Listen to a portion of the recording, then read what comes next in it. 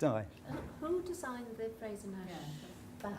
Well, it changed over time. It always pretty much looked like that from 1923 right through to the end. It kept changing. The R and the N got closer and got gradually closer. I guess Archie did. What do you think, Roger? I think so, yeah. Yes. If they've got the right badge on them, you can tell the age of a car by its badge. I mean, that is a post-war badge off one of my cars, which I took.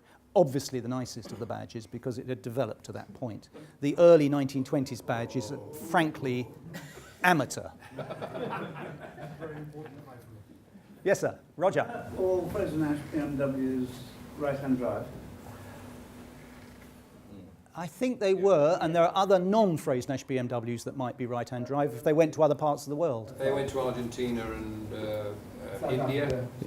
Well, India was the empire, so that Yeah, would... but there were a couple of 328s that went to India that didn't go via Frazer Nash. Via Frazer Nash. If they did, it may have been a cash deal. I don't know.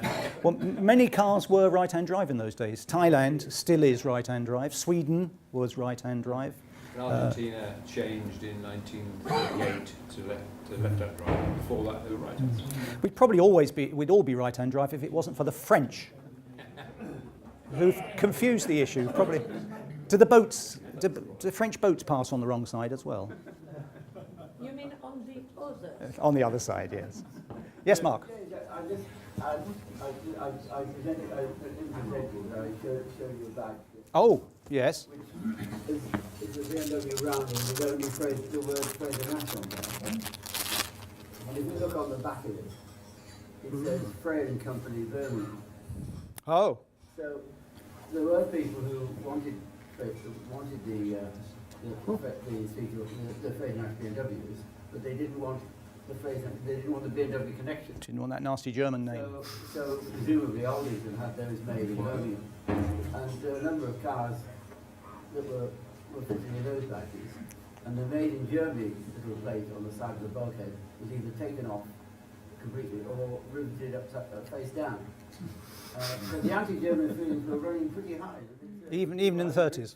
Yes. To the windows of German cars. Yes. Even though we didn't really know what they were up to in those days. It couldn't have been done for the car that might have been built in Britain, given that they were going to build a Frazer Nash. I suppose they would still have called it a Frazer Nash BMW. They were available from Frazer Nash. If you wanted to rebadge your Frazer Nash BMW, Right. you could buy those badges from Frazer Nash post-war. Or if some little swine had levered it off and run off with it. Any other questions, or would you like to get some fresh air? Sean? Just a point of interest, really. After the Second World War, the thing that helped them to survive, BMW initially, was making pots and pans. Yes. Oh, again. Oh, yes, yes, After the yes. Second World War, Yes, that's right. Before they could get into any sort of production, they sort of survived on making pots and pans. Yeah, they had to start from scratch. So Mark, is your kitchen full of Sorry? BMW pots and Yeah, pans? can we have Is that Pete Livesey there? Hello, Pete. I was just wondering who made all the post-war chassis? What do you mean? Frazer Nash. Well, they made them themselves. They did. Bristol didn't make them. No, quite the reverse. The first Bristol chassis was made at Isleworth. It wasn't tubular. It wasn't tubular, no. It was a platform chassis. But no, they weren't made by Bristol. No, Bristol weren't really interested in the sports car. They wanted to do the saloon in bigger numbers. And when Bristol and Frazer and Aldington broke up after about a year or so, very difficult relationship because HJ was a do-it-now sort of chap.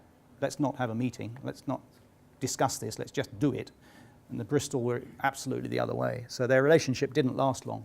And at that time, no sports cars had been built. It was on paper, but nothing had been built at that time. So when it started in they produced the first chassis in 47. The relationship with Bristol was over, although Frazer Nash were selling Bristols. Yes, Mark. As a follow-up from what Pete just asked, BMW actually didn't make a tubular chassis either. Ah. Who would you go to if you wanted a tapered tube? I do know the answer to that, but... You go to your local lamppost. Lamppost, yes. Yes, I think I know that because you told me that, yes. Well, it's only been discovered in the last few years. Yeah, it's a good answer. But that's, an interesting sign, because it's not an easy thing to make. No, but the Frazer Nash chassis wasn't tapered like the BMW was a very sophisticated chassis, wasn't it, being tapered? BMW, the post-war Nash chassis, came from the local waterworks. Those 4-inch pipes. Oh, pipes. Yeah, tubes. Yes. Tubes. Yeah, BMWs were tapered. Yes. They were welded. Well, Frazer Nash wouldn't have been able to do that, so they had to buy their pipes in from. I understood that the post-war BMWs, the early ones, were stuff that was imported from Germany and assembled in this country. There were supposed to be 6 chassis that did come in right in 1939. Alistair's is one of those. Don't mention the names. Oh, it's a genuine car. And about 60 probably chassis came in without a body. Oh, really? And they were bodied in England, Oh, including Farnham. including Abbott, Abbott, Whittle, yes. Mitchell. Yes. So, and Freestone and Webb did one on 36 and still survives. Oliver. Yeah, You- I've got a question about the Bristol getting into making cars through the war reparations, but it was almost BMW just handed their, Yeah, I know. IP to Frazer Nash, It's and they shunted it on to Bristol. well, Because I know the other thing with Bristol, they were stung after the First World War, after they lost their government contracts for arms, and they were determined not to get stung again for the Second World War. So in the height of the Battle of Britain in 1941, Bristol were having board meetings on making cars, which was fascinating. And so they were ready to go. They were thinking straight about it to right the away, cars yes. At the end of the war. Yes. And then the BMW Connection came. well, many journalists make a big thing of this war reparations, that we'd gone and stolen the BMW designs from Germany. And we're all so PC these days, it's always given that hint that, well, it's a bit of a naughty thing to do, wasn't it? We went and stole it and we built it. It wasn't quite like that. There was this ongoing relationship. There was this license either in place or available from the BMW directors. BMW directors have been bombed out. Some of them were in prison. They were only too glad to see a BMW emerge from the ashes in Britain. I expect they thought they were going to get some money back for the design eventually, Yep. and any developments that took place would return to them. So I'm sure there was going to be a quid pro quo there. But it's not, I don't see it, unless somebody disagrees with me, I don't see it a stealing of the way it's portrayed. There were discussions between BMW and Bristol Cars to build a Bristol under licence in Munich, Oh, but they didn't progress very far. You mentioned a number of right-hand drive BMW 328s, and there are at least about 3. One was exported to Australia.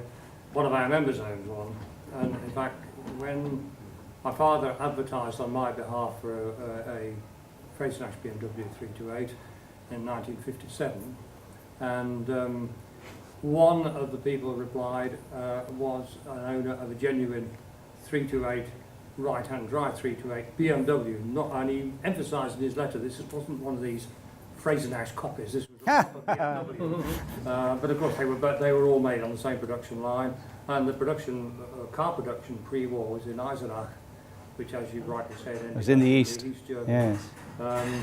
They didn't manufacture the cars in Munich at all before the war, although they had their competition department in Munich. So are you suggesting here, Ken, that all the BMW 328s with a Frazer Nash badge should be called 328 replicas? I'm not suggesting that at all. The definition of a replica would be copy made by the original artist. There we are, you see. Any others? Oh, another one from Peter Livesey. Yes, sir.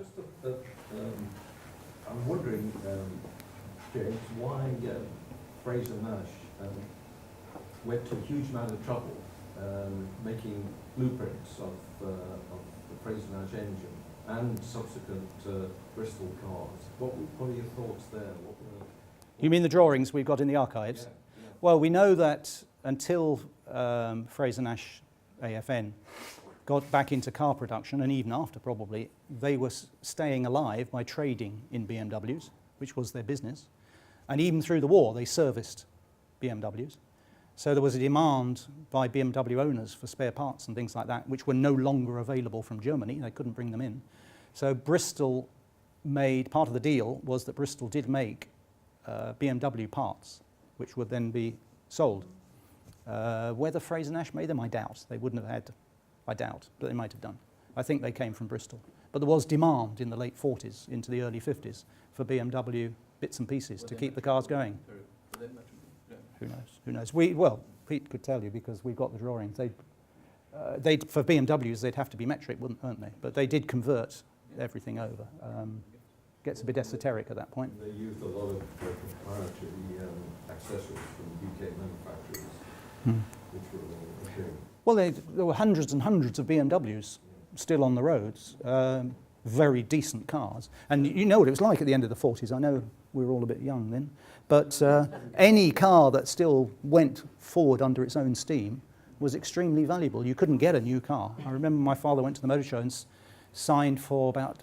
He was a commercial traveller, so his company was buying him, he was entitled to a car, which was quite rare in the beginning of the 50s, unless you were very well off. He went to the motor show and signed up for a Vauxhall and a Ford and an Austin, and these cars started coming through several years later. We had a Devon and a Somerset and a Vauxhall Velox, and they came in several years later because you couldn't get a new car. Yeah, just say, of course, there were 707 cars came in as Frazer Nash BMWs, and we were the biggest market for BMWs outside Germany before the war, so it's an important market. And on that point, I think we'll draw a line and start drinking beer. Thank you.